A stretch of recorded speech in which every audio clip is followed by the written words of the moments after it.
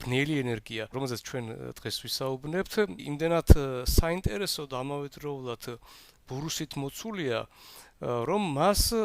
უწოდებენ თანამედროვე მეცნიერების ერთ-ერთ უდიდეს მისტერიას. ეს არის სქემატურად მოცემული მთელი სამყაროს შემადგენლობა, მასში სხვადასხვა განაწილებით როგორ არის ასახული ნივთიერება. აი მუქი ლურჯით გაფერადებული ნაწილი, რომელიც არის დომინანტური და არის დაახლოებით 70% მთელი სამყაროსა როგორც ირკვევა, აი ეს წარმოადგენს ეგრეთ წოდებულ ბნელ ენერგიას ან თუ გნებავთ უხილავ ენერგიას. არის მითითება და დამადასტურებელი ფაქტი ამ ბნელ ენერგიაზე, თუმცა თუ რას წარმოადგენს ეს ბნელი ენერგია და რა არის იგი, კვლავ არის ამოუხსნელი და სწორედ ის კვლევები, რომელიც მიმდინარეობს, ცდილობს რომ პასუხი გაცდეს ამ კითხვას და დაადგინოს თუ რა არის ეს ბნელი ენერგია. თუ ამ უხილავ ენერგიას დავუმატებთ კიდე უხილავ მატერიას და აი შევხედავთ აი იმ ნაწილს, რომელიც ჩვენთვის არის ხილული, რადიაცისფერი სექტორით გამოსახული ვიწრო სექტორი, სურათი შეიძლება ძალიან ოპტიმისტურად არც გამოიყურებოდეს, ფაქტიურად ჩვენ სამყაროს შესახებ არაფერი არ ვიცით, მაგრამ მეორე მხრივ ეს უფრო საინტერესოს ხდის მომავალ კვლევებს იმდენად, რამდენადაც ჩვენ შანსი გვაქვს და შესაძლებლობა რომ გავხსნათ აი ეს საიდუმლოებები და უფრო მეტი გავიგოთ სამყაროს შესახებ. ამასთან როგორც ცნობილია, შეხება ჰქონდა ალბერტ აინშტაინს მას შემდეგ, რაც მან ჩამოაყალიბა თავისი ცნობილი ზოგადი ფარდობითობის თეორია, ეს იყო 1917 წელს, როდესაც დაწერა აინშტაინმა მისი ფარდობითობის თეორიის განტოლება, იგი შეეცადა რომ ეს განტოლება მიეყენებინა სამყაროსათვის აინშტაინის განტოლების დაწერით, მას უნდა გაეგო როგორ იქნებოდა სამყაროს დინამიკა. ყველაზე საინტერესო აი ამ განტოლებაში არის ისა, რომ ეს აჩვენებს პირდაპირ რომ ჩვენი სამყარო უნდა ფართოვდებოდეს, ანუ არ უნდა იყოს სტატიკურ და აინშტაინსაც ჯეროდა რომ სამყარო არ უნდა განიცდდეს ევოლუციას, ანუ იგი უნდა იყოს აუცილებლად სტატიკური და გამოსავალი აქედან აინშტაინმა იპოვა ერთი მარტივი იდეით, კერძოდ მის განტოლებას დაუმატა ახალი წევრი, ლამდა წევრი უწოდეს მას მოგვიანებით, თუ ლამდა წევრი ისე არის შერჩეული, რომ შეკვეცოს ეს პირველი წევრი, მთლიანად აი მარჯვენა მხარეს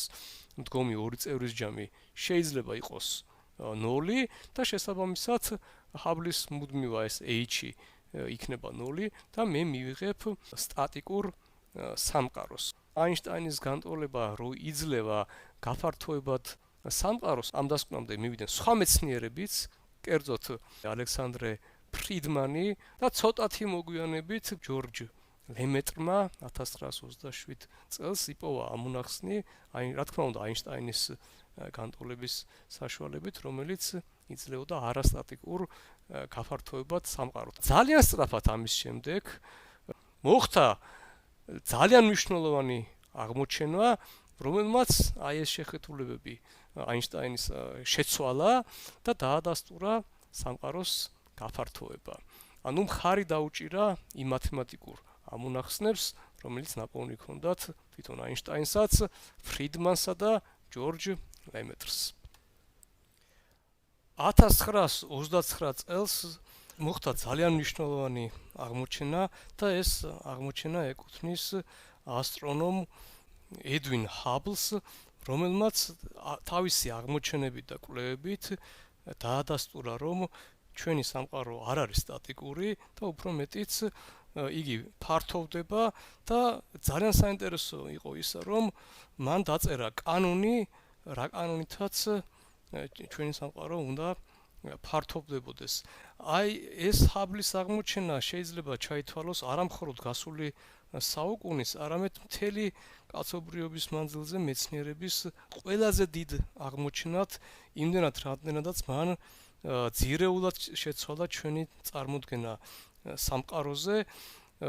და აი ეს ჰაბლის აღმოჩენა დაედო საფუძვლად ეგრეთ წოდებული სამყაროს დიდი აფეთქების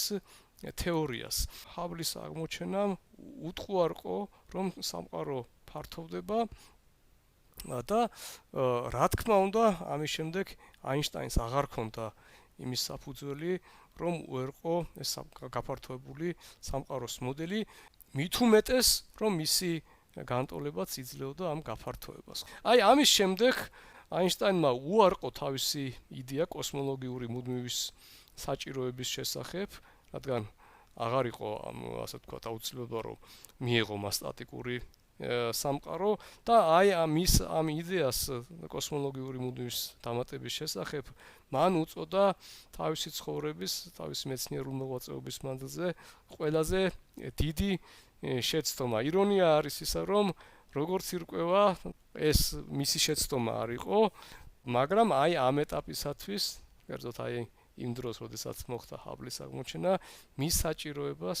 აინშტაინი ვეღარ ხედავდა, ანუ ჩაითვალა, რომ ეს ლამდა წევრი, რომელიც ლამდა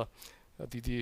ბერძნული ლამდათ იყო აღნიშნული, უნდა ყოფილიყო 0, მეცნიერებმა მიიღეს, რომ ეს კოსმოლოგიური მუდმივა არ წარმოადგენს არავითარ საჭიროებას და 90-იან წლებამდე გასული საუკუნის არავის აღარ გახსენებია ეს ლამდა წევრი, იმდენად რამდენადაც ეს აინშტაინის ზოგადი ფარდობითობის თეორიიდან მიღებული განტოლება ძალიან კარგად აღწერდა სამყაროს გაფართოებას. ძალიან მნიშვნელოვანი რამ მოხდა შემდგომ, კერძოდ მეცნიერები გახდნენ ახალი ფაქტის მომსწრენი.